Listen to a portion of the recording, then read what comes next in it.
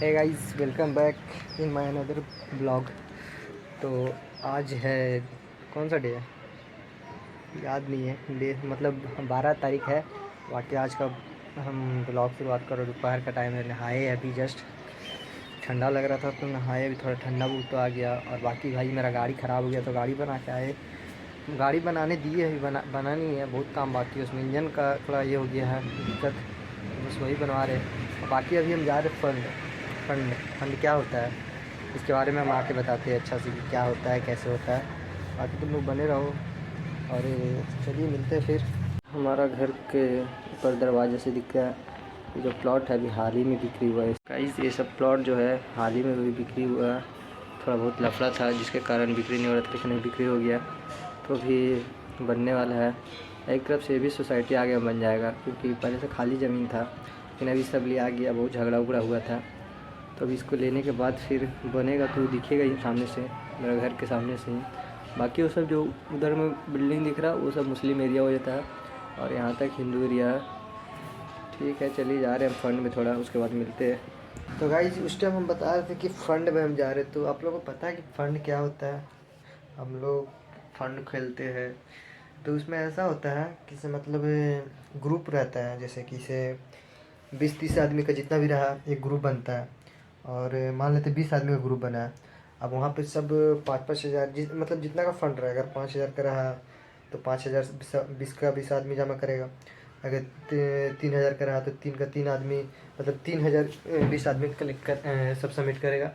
और वैसे ही अगर 10 हज़ार का रहा तो 10, तो ऐसे करके अगर 5 हज़ार का रहा तो 20 आदमी करेगा तो 1 लाख का हो गया। अब 1 लाख में ऐसा होता है कि से अब जिसको पैसा का ज़रूरत है तो वो डाक करेगा। डाक का मतलब होता है कि जैसे सरकारी डाक अगर 4 हज़ार मतलब कि इतना छोड़ के उतना उठाया जा सकता है। तो 1 लाख का फंड है तो सरकारी डाक 4 हज़ार हो गया तो 96 हज़ार बचा। अब उसके ऊपर बोली लगेगा जिसको उठाना है। अगर इमरजेंसी काम है तो ऐसे तो अचानक से नहीं मांग सकता ना किसी से, तो ऐसे फंड खिलाया जाता है। तो उसमें मान लेते हैं अगर उठाना है आपको तो आप बोलेंगे 5 हज़ार, तो हम बोलेंगे 6 हज़ार, तो 7 हज़ार, 8 हज़ार, ऐसे करके बढ़ते जाता है। अब जिसको जहाँ तक हो सके, अगर कोई 20 हज़ार तक चल गया तो 20 हज़ार में अगर वहाँ पर स्टॉप हो गया, कोई नहीं बोल रहा, तो वो उठा लेगा। तो 20 हज़ार छोड़ के बाकी 80 हज़ार उसको मिल जाएगा। और 20 हज़ार जो बचेगा वो ब्याज के रूप में बटेगा, मतलब 20 से डिवाइड किया जाएगा, क्योंकि 20 आदमी था तो 1-1 हज़ार ब्याज के रूप में बच जाएगा। तो इस तरह से फ़ंड होता है। तो वही हम लोग फ़ंड खेलते हैं, मतलब ज़रूरत रहा तो उठाना पड़ता है। लेकिन तो वही कि बस गए थे और वही बता दिए। आप लोग सोच रहे होंगे इसमें क्या फ़ायदा है? तो फ़ायदा है, ऐसा नहीं कि फ़ायदा नहीं है। जैसे आप लोग सोच रहे होंगे हमको डायरेक्ट पैसा उठाना तो हम बैंक से लोन ले लेंगे, क्योंकि भाई इकट्ठा पैसा नहीं मिलता ना। अगर 1 लाख है तो उसको अचानक से पैसा चाहिए 80 हज़ार 90 हज़ार, जितना भी पैसा चाहिए।